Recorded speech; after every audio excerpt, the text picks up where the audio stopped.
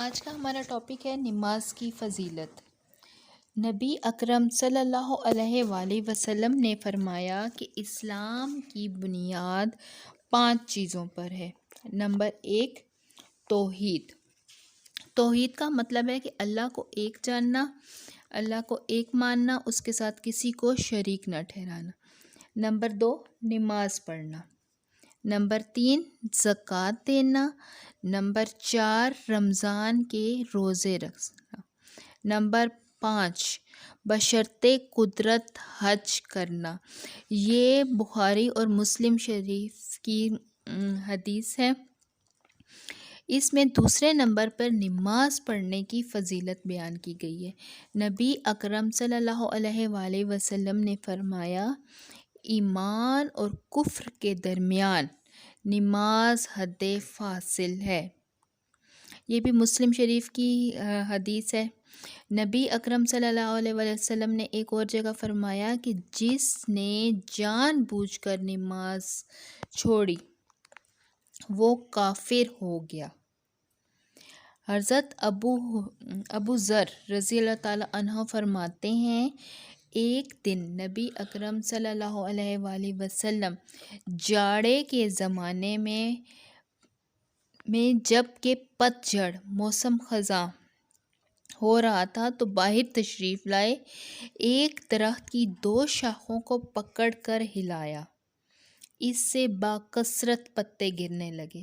پھر آپ صلی اللہ علیہ وآلہ وسلم نے فرمایا، اے ابو ذر، جب کوئی خلوص دل کے ساتھ نماز پڑھتا ہے تو اس کے گناہ اسی طرح جھڑتے ہیں جیسے اس درخت کے پتے جھڑ رہے ہیں۔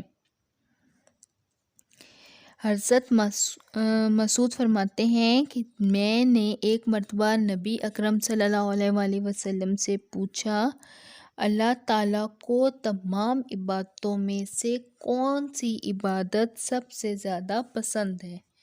آپ صلی اللہ علیہ وآلہ وسلم نے جواب دیا، نماز۔ یہ حدیث پاک بخاری شریف اور مسلم شریف کی مستند حدیث ہے۔ اللہ تعالیٰ کے نزدیک نماز کا بہت بڑا مرتبہ ہے۔ کوئی عبادت اللہ تعالیٰ کے نزدیک نماز سے زیادہ پیاری نہیں ہے۔ اللہ تعالیٰ نے اپنے بندوں پر 5 وقت کی نمازیں فرض کی ہیں: فجر، ظہر، عصر، مغرب، عشاء۔ ان کے پڑھنے کا ثواب ہے اور ان کے چھوڑنے کا گناہ ہے۔ حدیث شریف میں آیا ہے کہ جو کوئی اچھی طرح وضو کر کے خوب دل لگا کر نماز پڑھتا ہے، قیامت کے دن اللہ تعالیٰ اس کے چھوٹے بڑے سب گناہ معاف کر دے گا اور اسے جنت عطا کرے گا۔ حضور صلی اللہ علیہ وآلہ وسلم نے فرمایا کہ نماز دین کا ستون ہے۔ جس نے نماز کو اچھی طرح پڑھا اس نے دین کو ٹھیک رکھا، اور جس نے نماز نہ پڑھی اس نے دین کو برباد کیا، یعنی کہ دین کا ستون گرا دیا۔ حضور صلی اللہ علیہ وآلہ وسلم نے فرمایا کہ قیامت میں سب سے پہلے نماز کی پوچھ گچھ کی جائے گی۔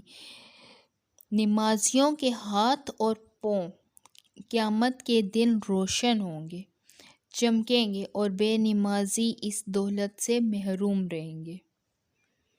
نمازیوں کا حشر قیامت کے دن نبی اور شہیدوں اور ولیوں کے ساتھ ہوگا، اور بے نمازیوں کا حشر فرعون، ہامان اور قارون کے ساتھ ہوگا۔